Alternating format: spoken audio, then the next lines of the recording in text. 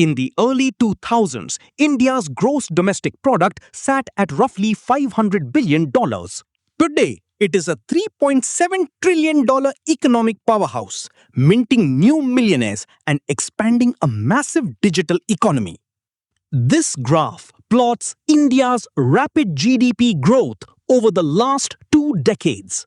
Look at the secondary axis, showing the country's position on the World Happiness Report.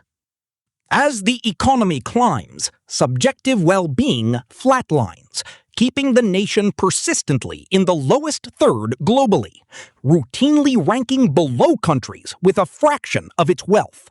Aggregate national income does not automatically translate into a happier population. When an economy expands, the new wealth has to be distributed, and the specific architecture of that distribution dictates the psychological reality of the citizens living inside it. Behavioral economics shows us that human beings do not measure their success by absolute numbers. We measure it by relative economic position and our perceived sense of social fairness. We constantly judge our standing against the people around us. To decode why a $3 trillion economy produces so little subjective well-being, we have to map the exact shape of India's wage distribution, the biological stress that follows, and the cultural beliefs that help individuals endure it. India's persistent bottom third ranking is the predictable biological result of its wage distribution. Let's examine the actual earnings of India's massive labor force today, a staggering 600 million individual workers. The image of a thriving, broad middle class is largely a formal sector illusion. Out of those 600 million workers, only about 9 million earn enough in the formal economy to generate an income tax liability. This wage scale represents the ground reality. Survey data reveals roughly half the workforce, 300 million people, survives on just 9,000 rupees a month. Yet, at the absolute summit, a micro-elite of fewer than 500,000 individuals reports incomes over 1 crore. Within the salaried class alone, the top 0.3% of filers capture over 7% of all reported salary income. The distance between the median worker and the upper income brackets is mathematically severe. Between the workers earning 9,000 rupees and the executives earning millions, the middle tiers are heavily compressed, making upward mobility a functional impossibility for the average earner.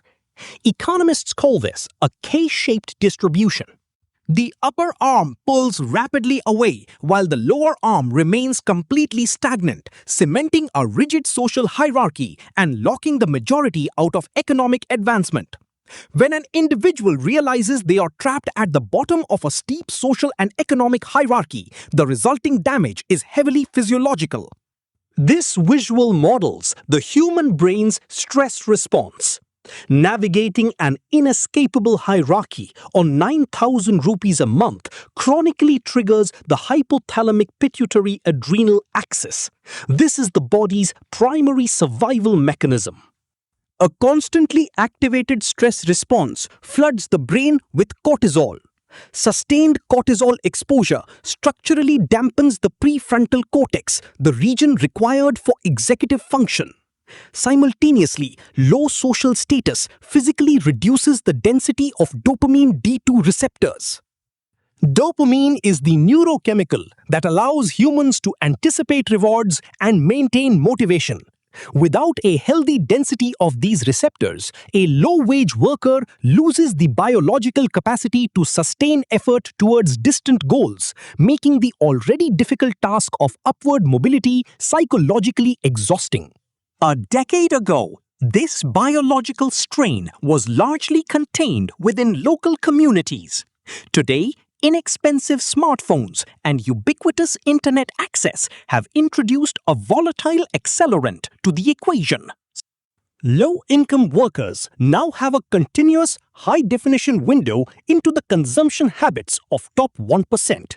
This relentless upward comparison maximizes relative deprivation, trapping the poorest workers in a daily cycle of perceived inadequacy.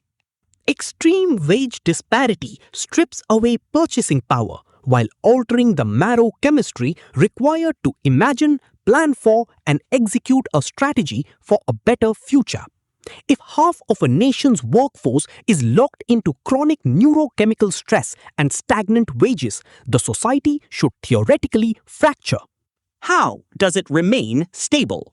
Researchers describe a state of pseudo-happiness in these environments, a coping mechanism where individuals find subjective contentment through social and spiritual ritual rather than improved material conditions. When Karl Marx wrote in the 19th century that religion is the opium of the people, he was offering a precise clinical analogy. Like a physical opiate, these systems genuinely relieve pain, even while the underlying disease remains untreated. The relief is entirely real. Participating in congregational worship, prayer, and local temple rituals produces measurable spikes in oxytocin and dopamine. For a worker experiencing chronic cortisol overload, this offers a potent biological sanctuary. This graph maps relief across the festival calendar. Chronic stress is systematically interrupted by sharp bursts of collective celebration. But these peaks require capital. Families routinely borrow beyond their means of festival consumption, driving them further into debt and dragging their baseline financial anxiety lower. Beyond the festivals, there is the psychological framework of theological fatalism. The concept of karma, as widely interpreted at the popular level, provides a narrative that one's current economic hardship is the earned consequence of actions in past lives. Framing systemic poverty as a cosmic inevitability directly suppresses psychological autonomy. By treating economic hardship as a spiritual merit, the individual loses the vital belief that they possess the agency to change their circumstances. This architecture of spiritual coping and festival consumption functions as a sedative, replacing the collective drive for economic reform with short-term, debt-fueled relief. Viewed as a whole, we see an interconnected system that traps India's low-wage labor force in a persistent happiness deficit.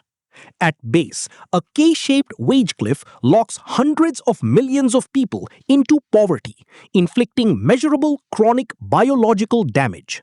At the top, cultural belief systems provide the transient relief necessary to medicate that biological damage.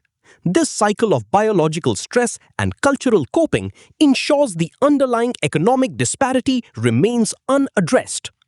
The government has set a target to transform India into a fully developed system by the year 2047. A prosperous society cannot be engineered on a foundation of theological fatalism, episodic consumption, and extreme physiological stress.